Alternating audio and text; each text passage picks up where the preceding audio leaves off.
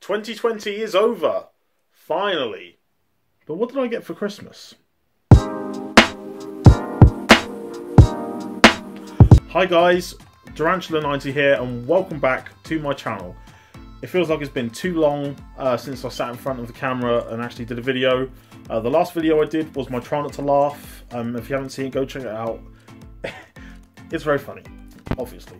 But anyway, you know, it's been a really long time. I pretty much worked. For those of you who don't know, I work for an education agency, and so they managed to get me some work for from the 19th of November up to the 11th. It was supposed to be up to the 11th of December, but then it went all the way up to the 18th of December. So for the end of term. So that was really cool, and you know, tired me out so much. So instead of making videos on the weekends, I was just kind of going, you know, forget it. I'm not going to do anything. But enough about that. You know, I'm being more consistent. We're in a new year. Happy New Year. 2021, hopefully it's going to be a much better year than last year was. And I'm really planning on focusing on being consistent, even with working. I still plan to be as consistent as possible. Including this video, I've got 3 other videos that I've got ready to go. So I'm really happy about that. So I'm going to start planning ahead. I've always been the kind of person that's been one step ahead. So I'm really proud of that and just being able to, you know, plan as much content for you guys as possible.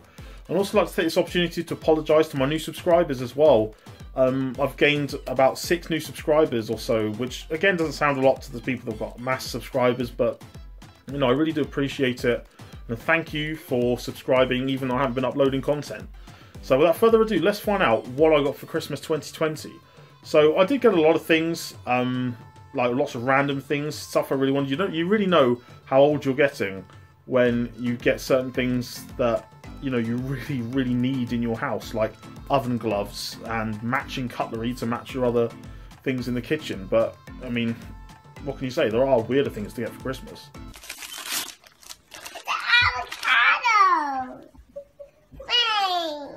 But anyway, so I'm just going to show off the gaming stuff because I think everything else is a bit boring. Just like you guys don't really want to know what it is. So we're a gaming channel. We're not a crockery channel. So I decided that this year I was going to ask for a game for every console that I own. So apart from, I wasn't going to ask my mum to get a Super Nintendo, an N64, or a Game Boy Advance game because they're a lot harder to get hold of. And in terms of just, you know, don't want to buy them online because they'll probably be way too expensive, etc. So I turned to Swindon, I turned to Pete, so I managed to get there one more time before Christmas, thankfully. So I've got some stuff from there, so I'll show you that as well. But let's find out what I got from my mum, or Santa. So the first game I got, going in order of the consoles, is Golden Axe 2. I remember this really well. It's such a great game. Obviously, sequel to probably my favourite game on the Mega Drive. Just so much fun to play, so easy the first game is now to play. Although this one, I don't remember it that much, but I kind of remember some of the enemies as well. Like the ones that are kind of got like almost like they've got Legion of Doom pads on the thing. You know, it's quite amusing, but you know, really excited to play this and try and complete this. I know we didn't get Golden Axe 3 on the Mega Drive, and it has a PAL copy, but they're on the compilations on like the PS2 version, the PS3 and 360 version, so I'm going to pick that up if I don't have it already. I think I have it on PS2, but I don't know. So moving on to the next game, PS1, I got Bugs and Taz Time Busters.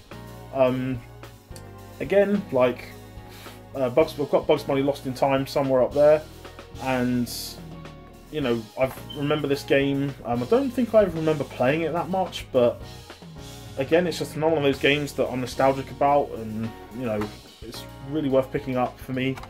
I really do enjoy it, just being able to see these games and remembering what it was like as a kid. You know, seeing these games all on the shelves. But no, I'm really happy about this. Going to be exciting, I think so.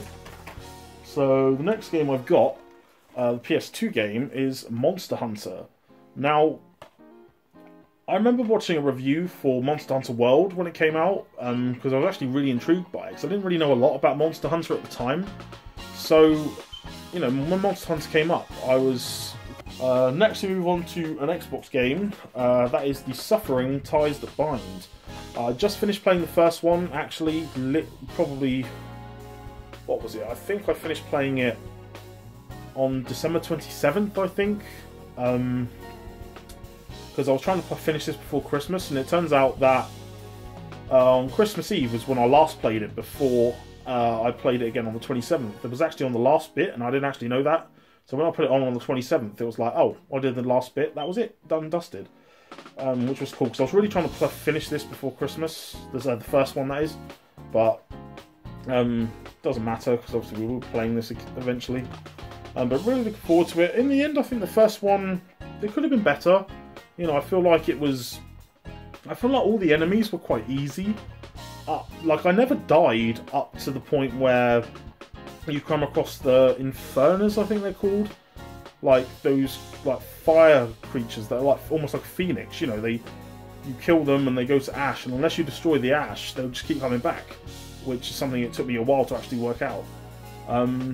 So, yeah, not to say, you know, I'm not trying to be arrogant and say, no, I did die, and, you know, it was quite an easy game, but it was actually really easy. Like, looking at all the enemies, like, I never really died, and plus you find so much health as well, that you just, you know, you don't have to worry about it so much, so, but, you know, hoping the second one's definitely going to be better. Moving on to the GameCube now. I've got Donkey Kong Jungle Beat and the bongos, as you can see. Now, this is definitely something I've been after for a while. After watching on the Metal Jesus video, I've been playing it, and I had to test it before Christmas just to make sure the bongos worked very well, and they absolutely do. It's a real joy. I really love about playing games is playing those games that require something different, which is why I like the Wii quite a lot, because different controls, etc. But like, having the bongos is really cool, and I think Jason said in the video that, you know, he was really kind of cooking up a sweat playing it, and I can see why, because when I was testing it, it really does, you really have to focus not only on the controls, but the fact that obviously you're not just doing your random or moving a thumbstick, you know, you're controlling it by tapping the drums, by clapping and all this other stuff. It's so fun, and I like that kind of stuff. And when I think about other things like Steel Battalion, you know, that mech game where you're got first person view in a mech, and you're going about, and you're literally, you know, you've got this thing, you've got pedals by your feet, and you've got this big control port that's got like 40 buttons and all these different levers or levers, depending on how you pronounce it. And, you know, it's like there's so many different parts of it, and it's so exciting to think about, because it's like there's buttons for all sorts. There's even a thing on there to control your oxygen levels while you're in the mech. It's one of those things that you go, oh my god, I want it! It's so cool. And I'm really looking forward to picking that up. It's about, I think it's like 165 in CX, I think. But, you know, I think, it's one of those things where it's just really hard to find. Because Pete's got some in Swindon, but he won't part with them because he wants to kind of have them set up so people can play them, and I respect that. You know, when I went and saw the part of the expansion, it's just amazing. Like, I just can't talk about it enough, but yeah, you know, thinking about it, it's going to be, you know, one of those things that Steel Battalion, and definitely something I'll pick up in the future. Moving on, I'm going to try and go through a bit quicker. We've got Wario Land, The Shape Dimension. Definitely looks like a nice, like, 2D, like, side-scrolling platformer, like, adventurous type of game. I usually, like, it's one of those things, one of these games that I kind of looked up, kind of saw in a video, and then you kind of go, oh, so I look at gameplay, and you think, oh, do I want it? And you go, yes, and then the first thing I start thinking about is, where am I going to get it from? But no, it looks really cool. I really like those kind of 2D things anyway, so thumbs up. Next, we've got Fist of the North Star, Ken's Rage. Now, again, this is kind of a thing like Dynasty or Dynasty Warriors.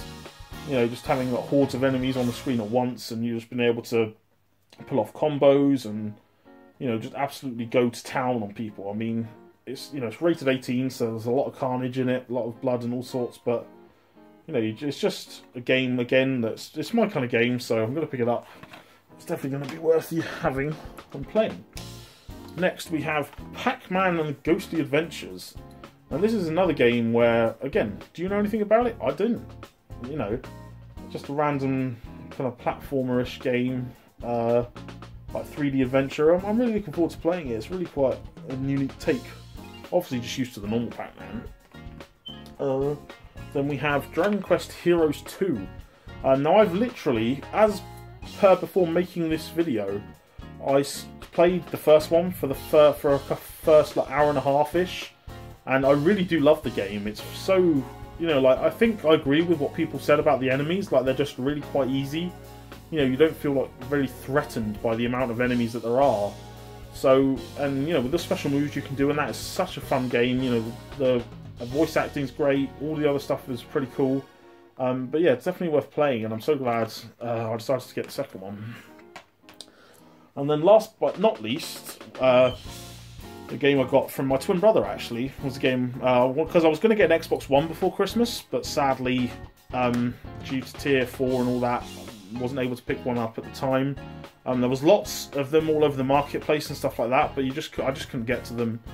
You know, you're not allowed to travel beyond places, so, you know, unless there's anyone in Wokingham that had one. But the ones I did find in my hometown were like, you know, 500 gig ones, and I want a 1 terabyte one. So bearing that in mind, I asked my twin brother to get sent a list of Xbox One games to get me, and he chose to get me Doom Eternal. Doom Eternal, of course, is a very amazing first-person shooting game. I wasn't a big fan of the original Doom games, but from like Doom 3 onwards was kind of alright. I know Doom 3 is not everyone's cup of tea, but Doom 2016 and this one are top-notch games. So now I'm going to move on to what I picked up from Swindon. So just the stuff that I saw, stuff that I picked up. I spent more than I was planning to, but that's Swindon for me. You know, I should have always expected that. So the first game I've got here is Spyro Season of Ice on the Game Boy Advance. It's nice and complete, got the insert, got the manual, etc. Everybody knows that I have to go with the manual and everything's complete. Sorry Pete, but I do. But yeah, it's just, again, it looks like an amazing, interesting little game. I only really go for the Game Boy Advance games that I think I would enjoy. Because like the Game Boy Advance games I've shown you in my Game Boy video, like, obviously excluding the Pokemon ones, because everyone's been playing those. But like, what is it? Mario vs. Donkey Kong and Star Wars New Droid Army. So, you know, I'm only going to pick up the Game Boy Advance games I'm actually going to play. The list of stuff is actually quite good. Like the Golden Sun games I really want to get, because apparently they're really amazing RPGs. So I'm going to pick those up. Future Cop LAPD. Now this is a game that's been very, very, like, what's the word? Elusive, because like it's gone up in price a lot over the last kind of couple of years, and it's getting very hard to find. You know, people on eBay are wanting really high prices, and I saw like Pete brought out some new PS1 games after I'd looked at all the PS1 games, and I was like, oh, what has he got? And he only had a couple. One of them was like the War of the Worlds game, which was quite an expensive game as well, and then he put this out for like $39.99, and it was like, you know what? I've done all this work and all this other stuff. It's like, I'm going to get it. You know, I'm probably going to might as well get it, because knowing the people, knowing the clientele that Pete has, this won't be around for very long once it's on the shelf. So I had to pick it up. Really enjoy the transformation techniques on it as well. Star Wars Episode 1, The Phantom Menace. Now, I have had this before. This was actually one of the first games I traded into Pete. I don't know if it's actually my copy. I actually don't know. But I don't think it is. But, you know, it's very much so, you know, look at it now and you think, you know, playing this over something like Fallen Order, you know, but, you know, I'm nostalgic for it. I love the cover. I love the thing. The other thing I hated about this when I got rid of it was the fact that, you know, I got to Darth Maul at the end, but where I saved, because you can save it whenever you want, I saved it, and I had literally was like one hit off being killed, and so there was no way for me to defeat Maul, even getting the health that's in there, to actually be able to beat him properly. So I literally stuck myself in a situation where I can't come back from it. But I will play this again one day. You know, definitely be something worth playing, but you know, Fallen Order's first, I'm afraid. Then for the other games we've got Star Wars Shadows of the Empire. Now, as you know, I buy boxed. There's nothing else I'm going to do with that, and I really do enjoy picking them up. It's a nice bit of nostalgia. Love anything in all Star Wars. Don't necessarily like all the Star Wars games. Like Dark Forces is a bit meh to me, but you know, everyone has their own opinion, right? But Dark Forces, Shadows in the Empire. Really looking forward to playing that. Then I got Turok Dinosaur Hunter. Obviously the first in many Turok games. A lot of people said the first one isn't like that great, but you know, I want to start with the original if I'm going to play them all. And it's quite actually a heavy one, only because it's got like every insert that it probably ever came with is in here, and maybe even ones it didn't come with. You know, there's actually tons of stuff in there. I would go out and show you, but it's already in the plastic case and it's a bit finicky to do so. Well, I don't want to make the video as long as it should, you know, forever. And I've got Starwing. Now, I know that I showed this in my Super Nintendo video to show that I already had it. But if you remember, the condition was really bad. Like, for me, I couldn't tolerate that. So I actually gave it to one of my brothers for Christmas. Which sounds a bit silly, but like, he's going to be getting Super Nintendo anyway, and might as well start with that. You know, he's not really too fussed. Looking at some of the games he's got, he's not too fussed about the condition as long as he's got the game. So, you know, this was like £1 more than the one I bought originally, and overall it's a much better condition. Amazing, like 10 times better than the original one that I had. So that's pretty cool. Then I got 2 games that I've played for so many times. I've owned them twice, and I've like played them so many times, but I've never completed any of them. And that is Kingdom Under Fire, The Crusaders, and Heroes. Now, originally I thought like this one was first and this one was second, but no, this one's first and this one's second. So they came out, I think it's like 11 months like between each other. This one came out in 2004, this one came out in 2005. I think this one came out in October and this one came out in September, in the respective years that I mentioned. You know, people talk in the reviews that they're not great in the sense that like the graphics aren't that great, like on like a PC port. I think they are originally on PC, but I think, you know, they have a PC port from them, and you know, it's just one of those things that, again, I get stuck on certain bits, and I really want to get through them because they're such great games. You know, leveling up your crew, your armies, and just being able to use them strategically and joining the battle yourself as well, which is really cool. So I'm really excited to own these again. So nice, it was unbelievable. But I have to own them. I'll have to own them again. Last 2 games, we've got the last game I got from Pete's, and that is Breath of Fire Dragon Quarter. Now this is really ironic because I actually watched a video with, I think, a What Culture video with this in it, literally the morning I was going to Swindon, which was crazy. My friend Jack, who was with me, was and ahhing about this game, and I was like, in some ways I'm really glad he put it down now, because I was like, yes, that means I can do it now. And excuse me, just getting rid of a notification. And yeah, so I'm really excited about playing this. I think the What Culture video was about becoming monsters in a game, and I think like your character, after certain things happen, you may or may not become a monster depending on how you play it, I think. Let me know in the comments if you know what it is. Obviously I don't know. This is the only Breath of Fire game that I really want to play, because all the other ones are kind of like that, like, you know, moving in squares kind of tactical RPG, and I don't really like that. I much prefer like the turn-based RPGs and teams, or like, you know, and I don't really like that. I don't really like the square, like moving per square thing. I mean, I know some people do, you know, but for me, I really don't like it, because I just think it's too slow and just drags on a bit, which, again, you know, people may think that's wrong, people may think it's right, but, you know, we're all entitled to an opinion. And the last game that I got from the Swindon CEX was the first Mech Assault. Now, I've never played the first Mech Assault. I have played the second one in a 2-player that I used to play with my friend Jack for years and years ago. It's up there somewhere. And, you know, I picked it up, picked the second one up really cheap a long time ago, and now it's like, well, I picked up the first one because it was here.